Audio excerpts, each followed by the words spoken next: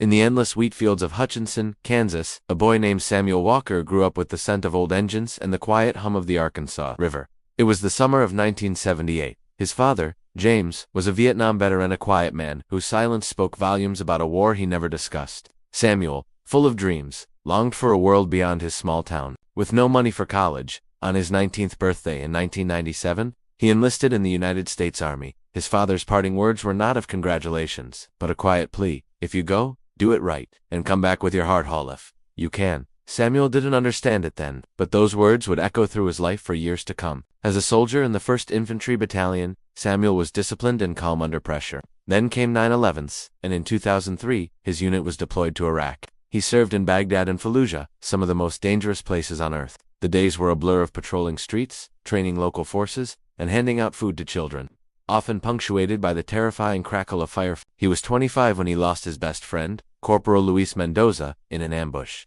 Luis was the cheerful one, the one who dreamed of opening a repair shop with Samuel back home. An IED stole that dream in an instant. Samuel survived, but a part of him died with Luis that day. He became quieter, more withdrawn. He did his job with cold precision, but the light in his eyes was gone. He served 2 full tours and earned a Bronze Star for bravery, but the medal felt hollow. When he finally returned home in 2005, his body was intact, but his soul was weary beyond measure. Coming home was a war of its own. The familiar sound of an engine made him jump. The boom of 4th of July fireworks sent him spiraling into terror. Sleep offered no escape, only nightmares replaying explosions and the faces of fallen comrades. He tried working at an auto shop, but couldn't focus. The pity in people's eyes was almost as hard to bear as their discomfort. He pushed away his parents, insisting, "I'm fine," while drowning in silence. In 2007, his father's sudden death from a heart attack felt like the final anchor to his old life had been cut. He started drinking just to find a moment of quiet, lost his job, and watched the bills pile up. Post-traumatic stress had him in a chokehold.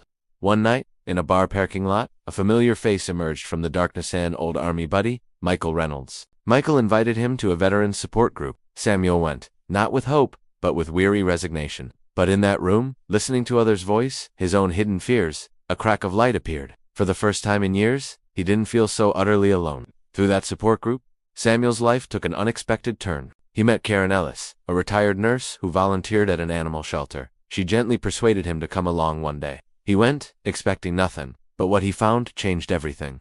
At the shelter, a nervous mixed-breed dog with a scar on his leg limped toward him. The dog's name was Duke. As Samuel looked into the animal's anxious eyes, he felt an unspoken connection, a recognition between 2 broken souls. That visit became a daily ritual. He cleaned cages, fed the animals, and slowly, a routine began to mend the frayed edges of his life. Duke became his shadow, his anchor. With time, Samuel trained him as an emotional support animal. When the panic attacks surged or the nightmares returned, Duke would be there, a warm, solid presence grounding him in the here and now. The simple, unconditional love of a rescue dog was the therapy he never knew he needed. Inspired by his own journey back from the brink, Samuel discovered a new mission. In 2015, he founded a small nonprofit called Veterans in Pause. Its purpose was simple yet profound: to pair veterans struggling with the invisible wounds of war with rescue animals in need of a home. It started with just 5 volunteers and a handful of dogs, fueled by little more than hope and determination.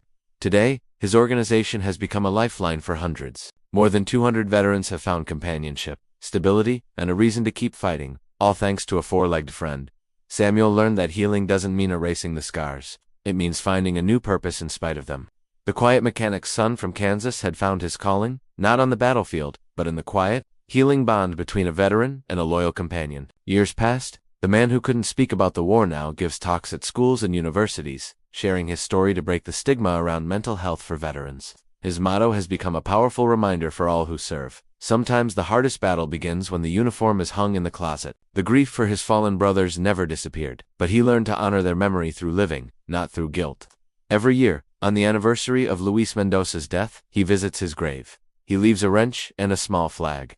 For the shop we never opened, he whispers today. Samuel is 47. He lives in a small house near Wichita, his old friend Duke still by his side. His yard is filled with flowers and tools, a testament to a life rebuilt. He still gets letters from veterans thanking him for helping them find their way home. On quiet evenings, he sits on his porch, watching the Kansas wind dance through the wheat fields, and he smiles, not because he's forgotten the war, but because he has finally, after a long and difficult journey, learned to live with it. Thank you so much for watching Samuel's incredible story of resilience and hope.